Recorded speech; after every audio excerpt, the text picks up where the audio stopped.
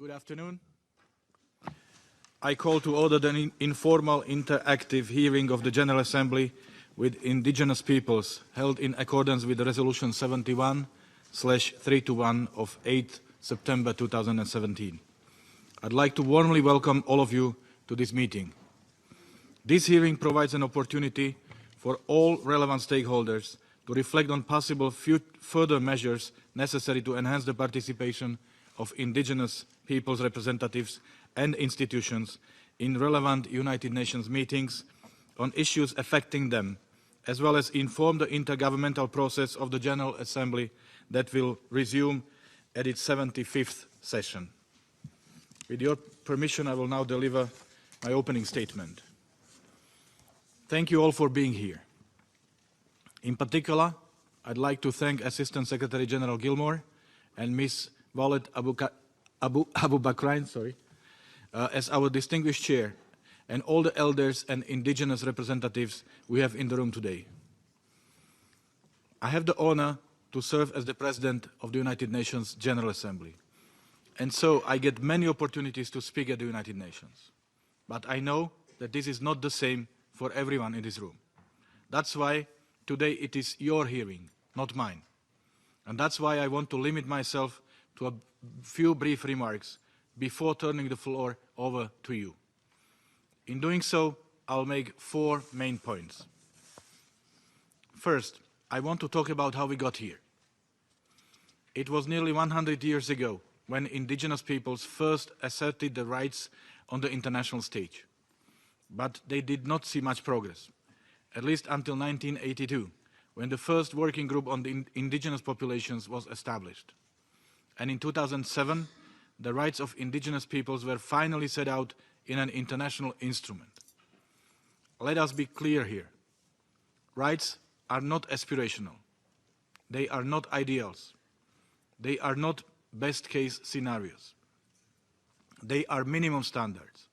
They are non-negotiable, and they must be respected and promoted. Yet, here we are, more than a decade after the Declaration on the Rights of Indigenous Peoples was adopted.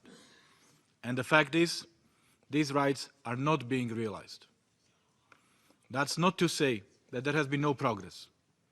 In fact, we heard many success stories during yesterday's opening of the Permanent Forum. But they are not enough. Which is why, as my second point, I want to say that we need to do much more. Last September, the General Assembly gave my office a new mandate. It requested that I organize informal, interactive hearings to look at how indigenous peoples can better participate at the United Nations. So that's why we are all sitting here. But before we launch into our discussions, I want to acknowledge the elephant in the room. I know that many of you were disappointed with the General Assembly's decision last year. After 2 years of talking, many of you wanted more than these interactive hearings. We cannot gloss over this, and that's why I want to address it from the outset. But I must also say this. Things may be moving slowly, but they are still moving. When our predecessors formed the first indigenous working group in 1982, their chances were slim. Many doubted whether an international instrument could be adopted. And frankly, it took longer than it should have. But it still happened. So we need to acknowledge the challenges and frustrations. We cannot sweep them under the rug. But we also cannot let them take away from the opportunities we have in front of us. And that brings me to my third point on our discussions today. This is your hearing. So please be blunt.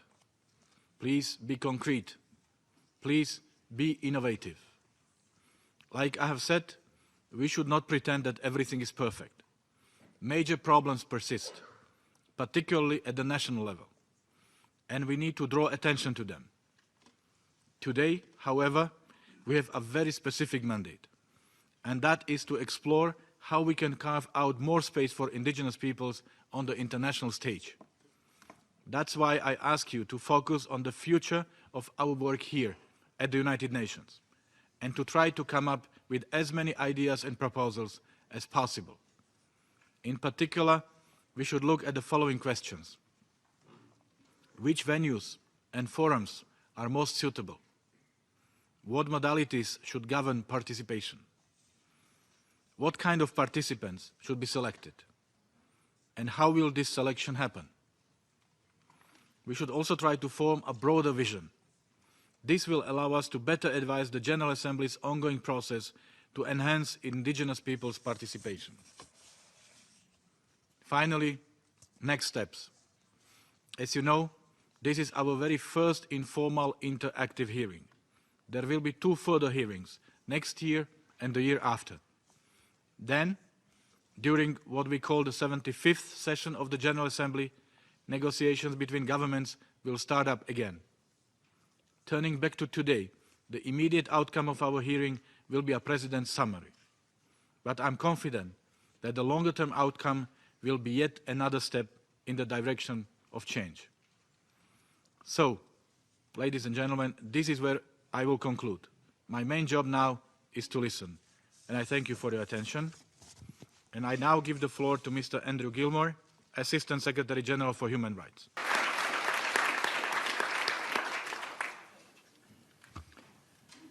I thank Chief Littlechild for his statement. I now give the floor. I thank the representative of Russian Federation. I now give the floor to the representative of Organisasi Pribumi Papua Barat.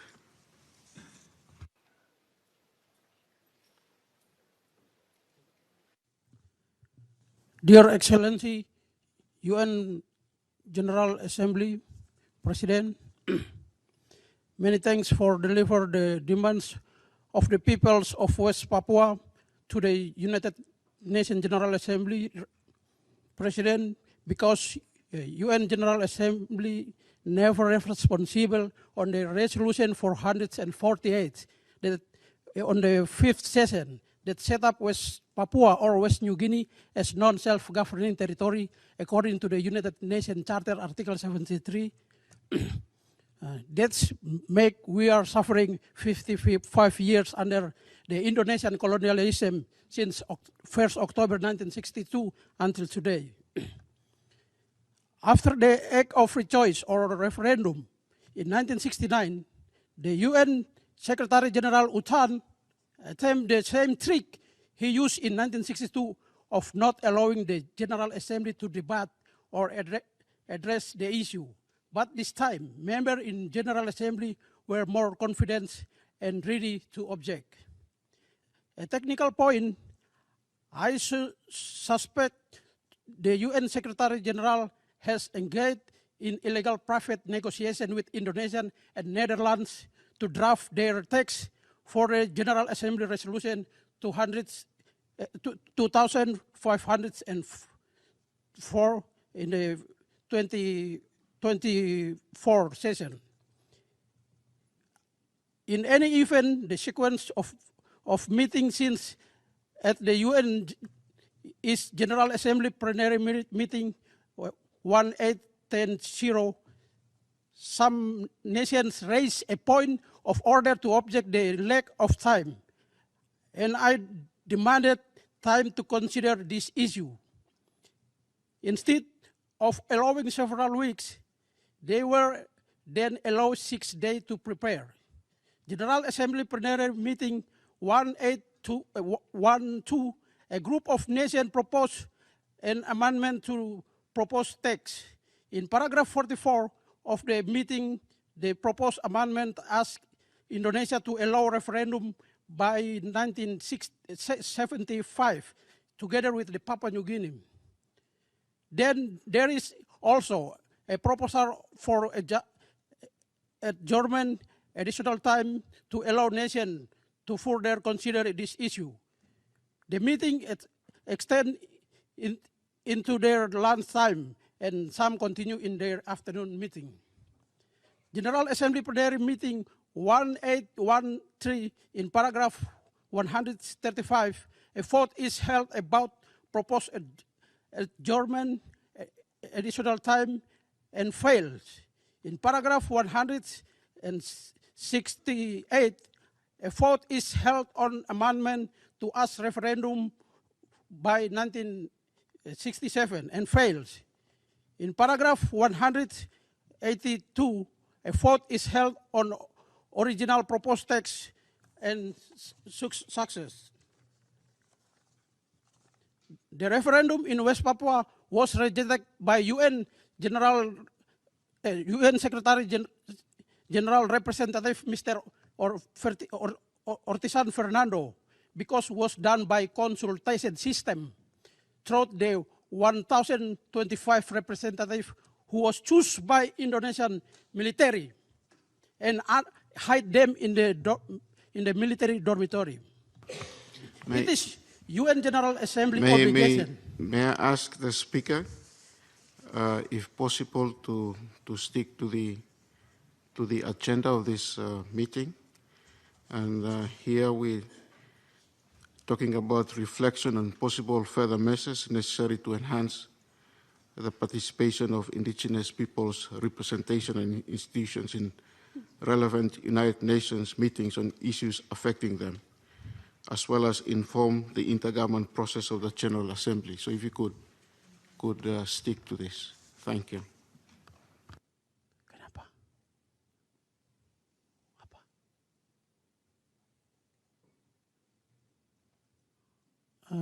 Once more.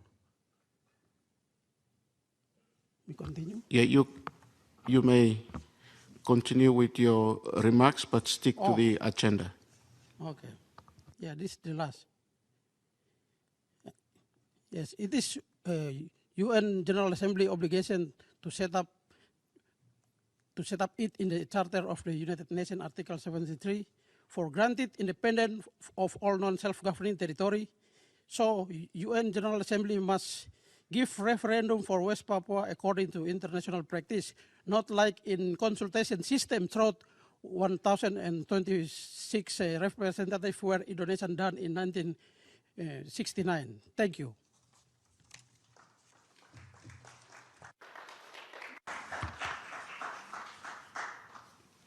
I thank the representative of Organisasi Pribumi Papua Barat. I thank the representative of Métis Nation. I now give the floor to the representative of Indonesia.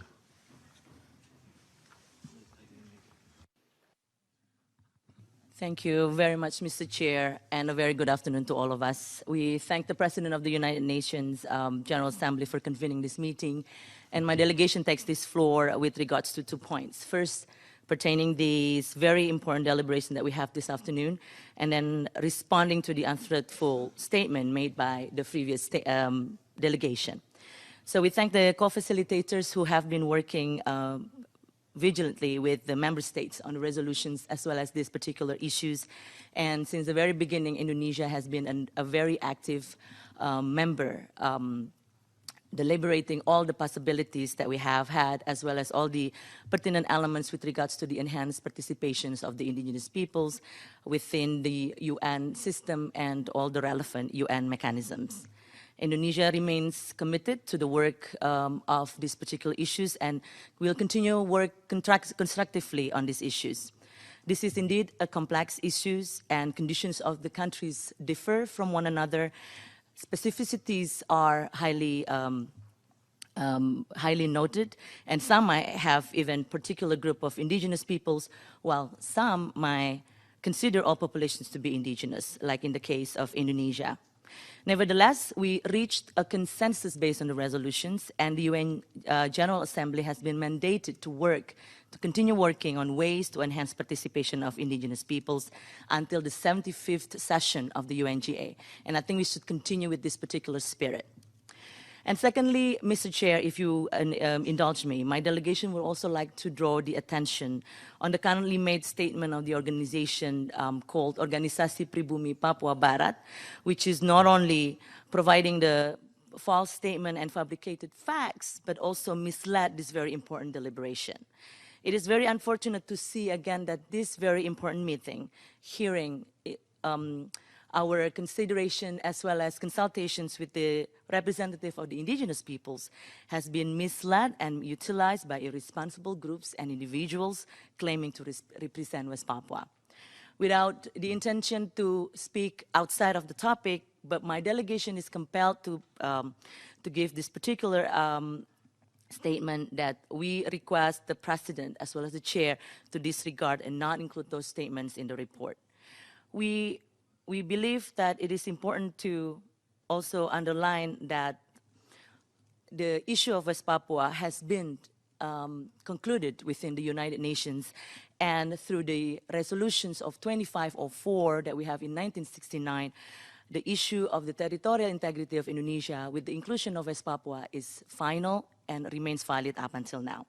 And we cannot tolerate the breach of the UN Charter, as well as one of the most important articles in the UN Declaration on the Rights of the Indigenous Peoples when it comes to the sovereignty of states. Nevertheless, Mr. Chair, my delegation remains committed again to the work of the UNGA and to the work of the UN system with regards to the promotion and the protection of the rights of the indigenous peoples as it is applicable. Thank you very much, Mr. Chair. I thank the representative of Indonesia. I now give the floor to the representative of Seneca Nation of Indians.